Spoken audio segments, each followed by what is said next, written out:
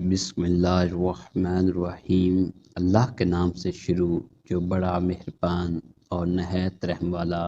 السلام علیکم دوستو، میں ہوں محمد جمال اور آپ دیکھ رہے ہیں ہمارا یوٹیوب چینل علم نور ہے۔ کسی ملک کا سپہ سالار حسب معمول اپنے سپاہیوں کے ساتھ شہر کی گشت پر تھا۔ وہ مختلف جگہوں سے ہوتا ہوا ایک بازار کے نزدیک پہنچا۔ اچانک اس کی نظر بازار کے کونے میں کھڑے ہوئے ایک بھکاری پر گئی جو مسلسل اسے ہی دیکھ رہا تھا۔ اس بھکاری کی آنکھوں میں اسے ایک عجیب سی چمک نظر آئی۔ اچانک بھکاری اس کے قریب آیا۔ سپہ سالار نے اسے اپنے قریب آتے دیکھا تو بھکاری سے کہا، تم کیا کہنا چاہتے ہو؟ بھکاری تھوڑی دیر خاموش رہا، پھر وہ سرگوشی میں بولا، اگر خوشحالی چاہتے ہو تو جنگل کے شمال کی طرف میری جھوپڑی ہے، وہاں آ جانا۔ یہ کہہ کر وہ ایک طرف کو چل دیا۔ سپہ سالار اسے گھورتا ہی رہ گیا۔ سپہ سالار کی زندگی نہایت ہی پرسکون طریقے سے گزر رہی تھی کہ ایک دن اس کی بیوی نے فرمائش کر دی کہ اسے بڑا سا محل جیسا گھر چاہیے۔ اس پر وہ بولا، نیک بخت، موجودہ تنخواہ میں تمہارے لیے محل جیسا گھر کیسے بنوا سکتا ہوں؟ وہ بولی، میں کچھ نہیں جانتی، تم سے کم عہدے والوں نے اتنے اچھے اچھے گھر بنوا لیے ہیں اور ہم ابھی تک اس پرانے گھر میں رہ رہے ہیں۔ وہ روز روز کی تکرار سے تنگ آ چکا تھا۔ اچانک اسے اس بھکاری کا خیال آیا جو کچھ عرصے پہلے اسے بازار کے کونے پر ملا تھا اور جو کہہ رہا تھا کہ خوشحالی چاہتے ہو تو جنگل کی شمال کی طرف میری جھوپڑی ہے، وہاں آ جانا۔ اس نے اپنے گھوڑے پر زین باندھی اور جنگل کے شمال سمت چل پڑا۔ کچھ دور جنگل میں اسے ایک جھونپڑی نظر آئی۔ اس نے اپنا گھوڑا ایک درخت کے ساتھ باندھا اور جھونپڑی کے اندر داخل ہو گیا۔ اندر وہی بھکاری موجود تھا۔ بھکاری نے اسے دیکھا تو اس کے چہرے پر مسکراہٹ آ گئی اور بولا، مجھے معلوم تھا کہ تم ضرور آؤ گے۔ سپہ سالار بولا، تم میرے لیے خوشحالی کی بات کر رہے تھے، مجھے اپنی بیوی کے لیے محل نما گھر چاہیے۔ بھکاری نے قریب رکھے ہوئے صندوق میں سے اشرفیوں سے بھری 4 تھیلیاں نکالیں اور اسے دیتے ہوئے بولا، میں تمہیں صرف ایک کام کے بدلے اشرفیوں سے بھری ایسی 1000 اشرفیاں دے سکتا ہوں۔ سپہ سالار اچھلتے ہوئے بولا، کیا کہا؟ 1000 تھیلیاں؟ ان سے تو میں 10 محل بنوا سکتا ہوں، مگر کام کیا ہے؟ اس کے لہجے میں تجسس تھا۔ بھکاری بولا، تمہیں اپنے ملک کے کچھ اہم فوجی راز مجھے دینے ہوں گے۔ سپہ سالار اچھل پڑا، کیا یہ تم کیا کہہ رہے ہو؟ کون ہو تم؟ بھکاری بولا، سوال مت کرو، خوشحالی ایسے ہی نہیں آ جاتی، کہو سودا منظور ہے۔ سپہ سالار کافی دیر سوچتا رہا، آخر اس نے رضامندی میں سر ہلا دیا اور دوسرے دن کچھ اہم راز بھکاری کے حوالے کر دیے۔ اس نے اپنی ضمیر کا سودا تو کر لیا تھا مگر وہ بے چینی محسوس کر رہا تھا۔ کچھ دنوں سے وہ ایک ہی قسم کا خواب دیکھ رہا تھا۔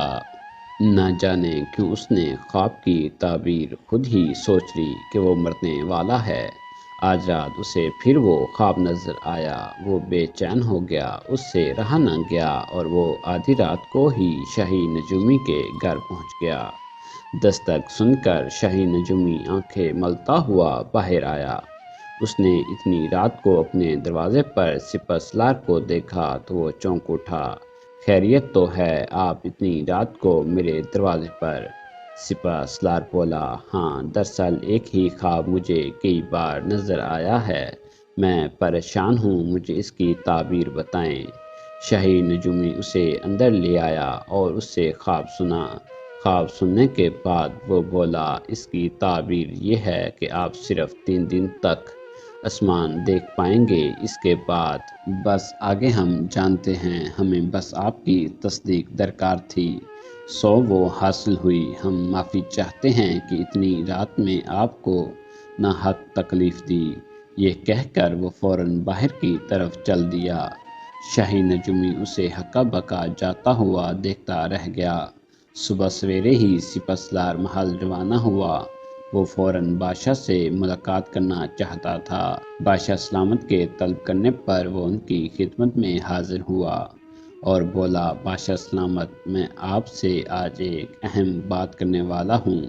ہاں کہو، ہم سن رہے ہیں، بادشاہ سلامت نے کہا۔ وہ بولا، بادشاہ سلامت، میں اب اس دنیا میں 3 دن سے زیادہ زندہ نہیں رہ سکتا، مگر دنیا سے جانے سے پہلے میں اپنے جرم کا اعتراف کرنا چاہتا ہوں تاکہ اپنا بوجھ کم کر کے اس دنیا سے رخصت ہوں۔ کیا جرم کیا ہے تم نے؟ بادشاہ نے پوچھا۔ سپہ سالار بولا، دراصل دولت کے لالچ میں آ کر میں نے اپنے ملک کے کچھ دفاعی راز ہمسائے ملک کو فراہم کر دیے ہیں۔ کیا یہ تم نے کیا کیا ہے؟ بادشاہ نے غصے میں کہا۔ جی ہاں، اور وہ بہت جلد ہمارے ملک پر حملے کریں گے۔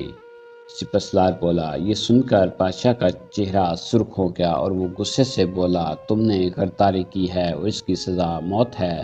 بادشاہ نے اپنے سپاہیوں کو حکم دیتے ہوئے کہا، لے جاؤ اور اسے زندان میں ڈال دو، کل ہم اسے سرعام پھانسی دیں گے۔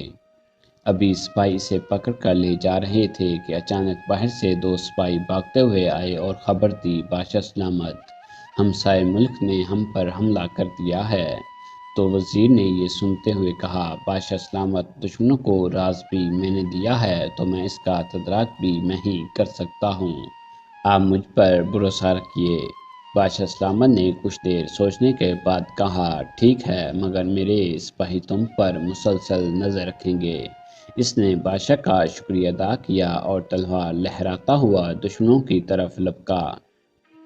جنگ مسلسل 3 دن تک جاری رہی۔ سپہ سالار نے جو کہا تھا سچ کر دکھایا۔ دشمنوں کو منہ کی کھانی پڑی۔ جنگ کے بعد اب سپہ سالار بادشاہ کے روبرو کھڑا تھا۔ بادشاہ بولا، گویا تم پھانسی کے سزا کے مستحق تھے، لیکن تم نے اپنے گناہ کا کفارہ ادا کرتے ہوئے دشمنوں کو خاک چٹائی ہے، اس لیے ہم تمہاری پھانسی کی سزا ختم کر کے معمولی سزا دے رہے ہیں، یعنی سال بھر کے لیے اندھیری کنویں میں رہنے کی سزا۔ وہ بولا، لیکن میں نے جو خواب دیکھا تھا اس کے مطابق تو میری موت واقع ہونی تھی۔ شاہی نجومی بھی اس کی تصدیق کی تھی۔ بادشاہ بولا، موت تو برحق ہے اور ہر شخص کو اس کا مزہ چکھنا ہے۔ اگر تم یہ گناہ کرنے سے پہلے ہی اپنی موت کو یاد رکھتے تو کبھی اس گناہ کے مرتکب نہ ہوتے۔ کیا ضروری ہے کہ جب انسان اپنی موت کو اپنی آنکھوں سے دیکھے جب ہی گناہوں سے باز آئے؟ جب موت برحق ہے تو انسان اسے یاد کر کے اپنے گناہوں سے کیوں باز نہیں آتا؟ یہ کہہ کر بادشاہ خاموش ہو گیا۔ سپاہی جب اسے لے جانے لگے تو پاس ہی شاہی نجومی بھی کھڑا تھا۔ وہ نجومی سے بولا، اس کا مطلب ہے کہ تمہاری بتائی ہوئی تعبیر غلط تھی۔ نجومی بولا، میری تعبیر غلط نہیں تھی، آپ ادھوری بات سن کے روانہ ہو گئے تھے، یعنی میں نے ادھوری تعبیر سنی تھی۔ ادھوری تعبیر کیا مطلب؟ سپہ سالار نے پوچھا۔ نجومی نے کہا، میں نے کہا تھا کہ آپ صرف 3 دن تک آسمان دیکھ پائیں گے، اس کے بعد آپ پوری بات سنے بغیر اپنی موت خود تجویز کرتے ہوئے چلے گئے تھے۔ پوری تعبیر یہ تھی کہ آپ 3 دن تک سورج دیکھ سکو گے، اس کے بعد آپ بہت دنوں تک ایک ایسی جگہ رہیں گے جہاں سے آپ سورج نہیں دیکھ پائیں گے۔ یہ تھی ایک چھوٹی سی کاوش۔ یہ کہانی آپ کو کیسی لگی؟